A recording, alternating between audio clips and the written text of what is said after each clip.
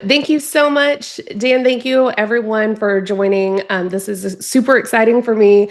I am ready to talk about search and job search and employer of choice messaging in the age of search when it's happening in generative AI, large language models, otherwise known as ChatGPT, Perplexity, Grok, whatever your tool of choice is. I hope that you'll all forgive me as I pull up this presentation. I'm typically known for my slides. I spent less time on slides and more time on research because this is really a problem that I've been trying to solve for myself in my role. So this is really just me yapping out loud about what I have found to work and what I'm actively testing right now, and bringing this whole group along with me as we figure it out together. So if you'll give me some patience, let's just nerd out together really quick about how AI search is affecting us. Okay, so let me share my slides. I'm so not used to Zoom, sorry. Oh, there it is. The gigantic green button, Rachel. That's fine. I'm getting it together. Okay. All right. Assuming you can see my slides okay? Yep, we're good to go. Okay, perfect. Okay, so here you see kind of an example of what made me originally go into this journey. I was playing around with ChatGPT and some other generative AI models in my own personal time, and wanted to think about how folks may be using this to seek jobs, seek internships, think about what the best employers were, even what direction they want to go in their career next, and just kind of tested it out. And my first thought was, why the hell is my brand not up here? Why is ChatGPT not talking about HPE and some of the opportunities we have? So that's really where this journey started, was in a world of AI results taking over even your paid results on Google and things like that, and in these generative large language models, how do you think about search engine optimization a little bit differently, right?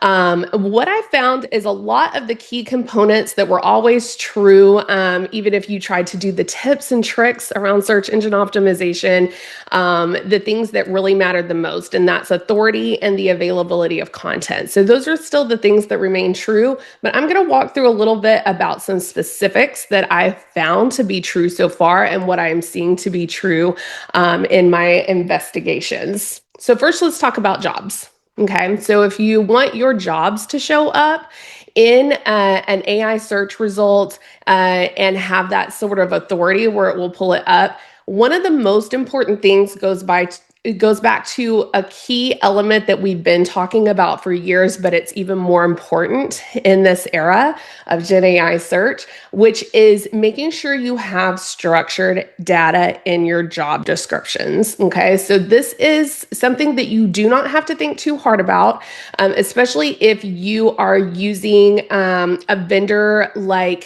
we use Phenom for our career site, for instance. They're going to automatically apply a lot of these schema.org structures to the job descriptions.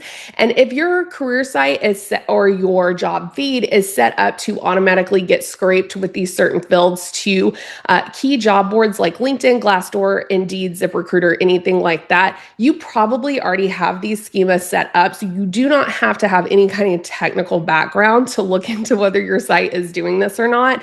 If you are not using an out-of-the-box solution, right? You might have to get a little bit more nitty-gritty in the tech on this, if you are using something that's more homegrown. But what is really important to think about is, if you are optimizing for the knowledge graph version of jobs on Google, you're probably good to go for optimizing for Gen AI, not just for Google search, but any Gen AI, because it's working off of the same structured data based on schema.org results. So one thing that you'll really want to do when you're looking at the knowledge graph in the jobs tab, when you are searching for jobs yourself, to see how this works, you'll see some of these key buttons up here are some filters that you'll want to think about. So in my investigation, I kind of pulled out some ones that are very, very important because whether you have this automated or not, your organization may or may not be filling these in regularly. And I have found that the more of these that are filled in, the more likely you will show up in a GenAI chat asking for certain jobs with these parameters for search. So that's going to be very clear about your location and be very clear about your location type. So job location type is basically, is it remote, is it hybrid, is it full-time on site, right? Your occupational category can matter a lot. So make sure that that's showing up, as well as salary ranges. I know a lot of us are doing that anyway because certain states in the US are requiring that to look a certain way. And you may have opted out of that because maybe you don't do hiring in those states that require that. However, it is showing up quite a bit. If you think about how people search and they're like, I want a job that pays at least this much, it may not pull up your jobs just because that information is not there in a structured data format. So that's going to be very, very important. As well as your employment type, whether it's part-time, full-time. And education requirements is a big one that I am seeing pop up more now than I have in the past. So it kind of showed up on LinkedIn, similar to the remote, and I've seen it filtered out other places, but it is a main tab now for search on Google for understanding the education requirements. So is a degree required or not? You may put word for word that it's not required, but sometimes as long as it's in that structured data, like it's in a structured field on whether a degree is required or not, that's going to help a little bit more. So these are some of the biggest things. I think that really overall too, we have to think about how candidates are going to talk about jobs. This is something that's always been important, but again, is showing up much more now that we're looking at them doing AI and ChatGPT searches and things like that. It really is going to behoove us to stop being clever or unique on things that should be treated like structured data when we think about how candidates search for jobs. So coming up with really clever sounding titles can feel really good in a marketing campaign and stand out. Unfortunately, when it comes to search, that's not going to work out as well, right? If we're calling things really unique titles, it may not show up in a search, especially if you don't have the skills, the education required, some of the responsibilities. If those things aren't really clearly mapping to similar roles, a unique job title is not going to be your friend for AI search. But as well as talking about the groups and teams that they're in, this has been a big conversation in HPE for certain, where we have really interesting, cool names for our teams, but we also have to translate our categories in the way that our candidates search for jobs on our career site and in our job descriptions. That's great. We do want to talk about the unique names of those teams. But just as our corporate marketing team has really gone more towards naming our products what they actually are, we're able to kind of follow along with that and call our team names and the way that we talk about them in the job descriptions a lot closer to how people would talk about it if they don't know HPE, if they've never worked at HPE. So that is something that I'm seeing work a lot better when we're talking about how much more successfully and quickly candidates can find our jobs and apply for them. So we're seeing heavy apply volume that is not bots or not unqualified apps since we've made that shift. So that's another key search quality. So that's just a high surface level on jobs. Now comes the more difficult part, which is how to get this to work for your employer brand. So someone is not always going to say, show me a networking engineering job near me. They might say, if I am majoring in software engineering, what are the best pathways for me to go to? Who has the best internship programs? Who has the best benefits?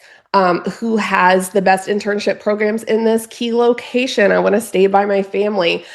Maybe I want to move from one location to another location. Who will sponsor me if I move to another country? There's all sorts of real conversational language that is happening in these chatbots. If you have a chatbot on your career site, you may have seen some of this. If you do auditing, like for our career site, we do auditing on what went unanswered or what maybe didn't have a key fallback answer. We go through that monthly. And so we see this trend over and over again where people are starting to have more and more real life conversations with the chatbot. They know it's a chatbot or AI, and that's fine with them. In fact, we're seeing, it surprised me, we're seeing people actually prefer that a little bit more than having to wait to speak to a real person. But the nice thing about that is they know it's a bot, so they're expecting it to have certain key pieces of information. And so I can only imagine how much more broad that's looking on a general chat with something like a chat GPT or a Perplexity. When someone's really having a real language conversation with a bot about what they should do next in their career and what those opportunities look like in the certain circumstances and personas in which they live. So, out of that research, I have come up with some key things that you really want to have on your career site. Because one thing that I learned going back to the jobs search engine optimization piece is that it really does consider your career site, especially if it's a very active career site for a large company. It really does see that as a key piece of information, and it will consider that a source of truth, at least for jobs. So it's also crawling your website for other information. So especially if you have a career site that is separate or a subdomain of your main corporate website, which for instance, ours is careers.hpe.com. You'll want to make sure that you don't leave it to the main site to talk about your culture, your benefits, your leaders, your employee testimonials. You want to house that inside of the domain that holds your jobs as much as possible. So the reason that you want to do that is because you want it to attach that information to your jobs on the career site. Okay. So big ones that I think are probably obvious, we've been talking about this for a while, is culture, benefits. Employee testimonials, I think, are even bigger because you can talk about people in certain teams, in certain locations, in certain countries, at certain job levels, right? So you can make sure that these keywords and tags are associated so that it can slowly start to pick up that information as it crawls the web. But one thing that I'm seeing a lot more of that it is looking for is understanding more about the leadership of certain teams, understanding more about the culture that is specific to a certain location or a certain office. More information about working on specific teams. And all of these are things that we're seeing a lot. And people think that I'm crazy, but we have like 90 landing pages on our career site, not necessarily interlinked to each other, but for campaign specific hiring ramps, where we want them to land on a page that has this information and it is as detailed as possible to that specific location, job type, team, leadership. And we're seeing a lot of success from that, from a conversion standpoint for successful qualified applications. But now we're starting to see a lot of natural search where we don't have these landing pages linked to other pages on our site, but we're seeing visits above and beyond what we're seeing on the stats for our advertising or our campaign that would lead you to that page. So we're seeing search results pull them to those pages now. And this takes a long time, right? It takes a long time to see those results, and we're slowly seeing that climb. And think about too, what format are you putting this information in? We have it in typical formats, but we're also starting to build out FAQs. So FAQs, if you think about it, it's already in a question and answer format. So especially if you already have a chatbot, you have like a nice database of what people are typically asking and what your most common questions are. You can start building that out as a Q&A on your side, and it's like an extra little way for it to pick that up. When it's going through web crawlers, it can pick up that literal question and answer and pull that in. Also think about it's not just your career site. LLMs do have some very hardcore trusted sources. One of those is reviews on Glassdoor, Indeed, and Comparably. They are going to take that word very highly and rank that very highly in their algorithms for how they feed back what your culture and that job opportunity looks like at your company. So you'll want to make sure if you're not seeing a lot of review activity, not just from your employees, but also your candidates when they're interviewing, maybe thinking about establishing some sort of way to ask people to do more reviews, right? Be careful about incentivizing it or implying they have to give you a good review. It's really just the volume of reviews that can be extremely helpful. And in fact, a higher volume of reviews does tend to give you a higher score because people are less likely to go out of their way to review you with a good review than they are for a complaint. Another one is big time employer awards. I know a lot of us pulled back from that a little bit. We weren't seeing the value, but I will say I'm starting to see the value in it now when I'm seeing how much it's impacting our results for AI results around great places to work. It will consider those lists as a source of truth. So that's another one to consider. Reddit is a huge one. If you've ever looked at the Google AI results for any searches, and you should be doing this, not just taking its word for it, but clicking on the link to see where it even got that from. But if you click on that link, a lot of times it's Reddit, which is very interesting because most of us wouldn't think of that as a source of truth, but it is, especially from a culture conversation. It's going to pick up things in Reddit. You might be able to control or add to that conversation a little bit with maybe an AMA with a hiring manager or something like that. That's not something we've tried quite yet, but it's definitely something I'm looking into to see if we can get some impact there. And then Wikipedia was another one. This one occurred to me just in the last month. I was like, does our Wikipedia have a culture section? And it didn't. So I went in as a Wikipedia editor and edited and added, I have that sort of authority, right? I'm editing those things on our Glassdoor and Indeed and profiles like that, right? So I use that same type of language, but really in a matter of fact way, in a less salesy way. And I even included sources, right? So I talked about awards that we've won for different types of great places to work. And I use those lists as a source and added it to the source list in our Wikipedia entry. That's a big one that can definitely help on AI search results. And then finally, earned media. This has always been important, but I think that it's a lot more measurable now when we think about Gen AI searches.